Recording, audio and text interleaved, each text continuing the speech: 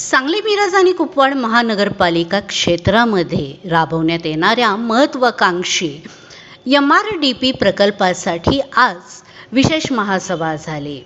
सदर प्रकल्पाचे DPR तयार करत असताना DPR संगणकाच्या सहाय्याने AC कक्षात बसून जागेची प्रत्यक्ष पाहणी न करता तयार केल्याचा आरोप आज महासभेमध्ये करण्यात आला. नैसर्गिक नाल्याच्या प्रवाहाच्या विरुद्ध दिशेने तसेच नागरिकांना कोणतीही पूर्वकल्पना किंवा सूचना न देता त्यांच्या मिळकती सदर प्रकल्पासाठी अधिग्रहण करणार असल्याचे ग्राह्य धरून प्रशासनाने सदर प्रकल्प भूमी अधिग्रहणाची प्रक्रिया पूर्ण न करता शासन मान्यतेस पाठवले व कायदाबाह्य जाऊन सदर प्रकल्पास निविदा देखील काढलेल्या आहेत. सदर प्रकल्पास 70% निधी जागतिक बँकेकडून कर्ज स्वरूपी मिळणार असून उर्वरित 30% रकमेबाबत अद्यापही शासनाकडून कोणताही GR आलेला नाही. संबंधित ठेकेदारास वर्क ऑर्डर देण्याची प्रशासनाला व सत्ताधिकाऱ्यांना घाई आणि गडबड का झालेली आहे याचा खुलासा मागितला.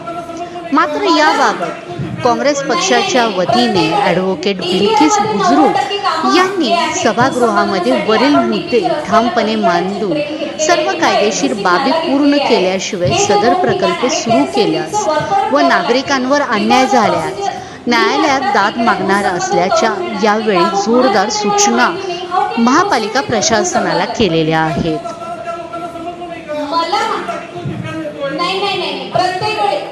कार्यक्रम अंतर्गत कोल्हापूर, सांगली, मिरज, कुपवाड आणि इतर काही शहरात हवामान बदलावर आधारित उष्णतेची लाट, वादळ यासारख्या आपत्तींपासून होणारे परिणाम कमी करण्यासाठी उपाययोजनेबाबत या प्रकल्पात कमी करण्यात येणार आहे. यामध्ये होणाऱ्या संभाव्य आपत्तीच्या परिणामांची माहिती होण्यासाठी उच्च प्रतीचे नकाशे तयार करणे, त्याद्वारे उपाययोजना करणे, शहरात उद्याने तलाव तयार करणे, तसेच अतिवृष्टीमुळे येणाऱ्या पाण्याचा निचरा करणे यासारख्या कामांना प्रशासकीय मान्यता देण्याची बाब शासनाच्या विचाराधीन होती.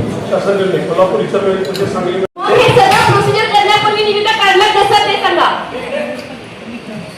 प्रोसिजर फॉलोअप केलेली आहे का तुम्ही? तांत्रिक मान्यतेनुसार सांगते मी, हे जनरल नाही. बोला नाही एवढं अजूनही मोगमता असताना तुम्हाला निविदा काढून कामं काढायची गडबड काय आहे हे सांगा. आपल्याला कुठल्याही प्रोजेक्टसाठी विषय महापालिकेकडे आहेत का पैसे मॅडम भूसंपादन करायला आपल्याकडे रक्कम? तसं काय आपण काय हे करून ठेवलेलं आहे? प्रोव्हिजन आपल्याकडे काम करायला नगरसेवकांना पैसे नाहीये. 10 लाख, 5 लाख, 15 लाख अशी रक्कम द्यायला वाड्यातील कामं करण्यासाठी आपल्याकडे पैसे नाहीत महापालिकेमध्ये असं सांगून हे भूसंपादनची रक्कम कुठून येणार आहे आणि त्याचं काय एस्टिमेट काढलेलं आहे? तुम्ही अंदाजे किती खर्च येणार आहे भूसंपादनसाठी? ती रक्कम कुठं आणि कोणते प्रॉपर्टीज आहेत आणि त्या प्रॉपर्टी धारकांना तुम्ही सांगितलेलं आहे का? याबाबत नोटिसा वगैरे काढलेल्या आहेत का? लोकांना माहित आहे का? प्रॉपर्टी वगैरे आपण पाडून वगैरे काय करणार? काय करणार? प्रॉपर्टी हे कसं आहे पण कमिशनरच्या मान्यतेने फक्त त्यांनी दिलेलं आहे. एखाद्याला चूक केली पण आपण पण चूक करायचं असं नसतं. आणि महापालिका म्हणजे महासभा, महासभेची मान्यता असल्याशिवाय कोणतेही प्रकल्प पुढे जात नाही.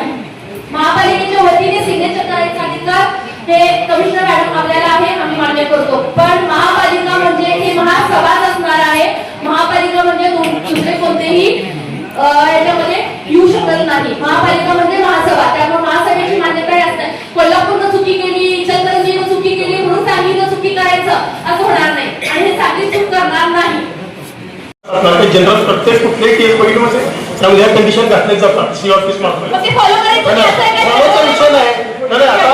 फॉलो करायचं नाही असं असतं का? नाही, फॉलोचा विषय नाही मॅडम. आपल्याला मॅक्झिमम 90% जास्त असेल तर आपण ह्याच्यामध्ये जनरल क्लॉजेस किती आहेत आणि स्पेसिफिक क्लॉजेस किती आहेत सांगा मला. हे सगळे क्लॉजेस जे असतात ना हे तांत्रिक मान्यतेमध्ये असलेले क्लॉजेस हे एकसारखे बंधनकारक असतात. त्यातले बायफर्केशन करता येत नाही. हे स्पेसिफिक जनरल आहे, हे काय वगळलं तर चालतं, हे एवढं स्पेसिफिक आहे, ह्याला मान्यता करायलाच पाहिजे असं नसतं. Each and every clause has the same importance.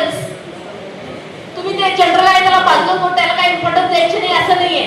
सगळ्यांना त्याची पडण्याने पहिले घातलंय. ऐका, पहिलंच आहे ते, सुरुवातच आहे. जनरल कॉलेज कधी असतात म्हणजे कोणत्याही बाबतीत जनरल कॉलेज शेवटी असतात. कोणताही ड्राफ्ट असेल तर शेवटी जनरल क्लॉजेस असतात. पहिल्या याच्यावर तुम्हाला टाकलेलं आहे की 100% असल्याशिवाय तुम्ही काम पुढे घेऊन जाऊ नका. मग असं असताना तुम्ही काम पुढे घेऊन निविदा काढला कसा? मला एवढंच प्रश्नाचं उत्तर द्या.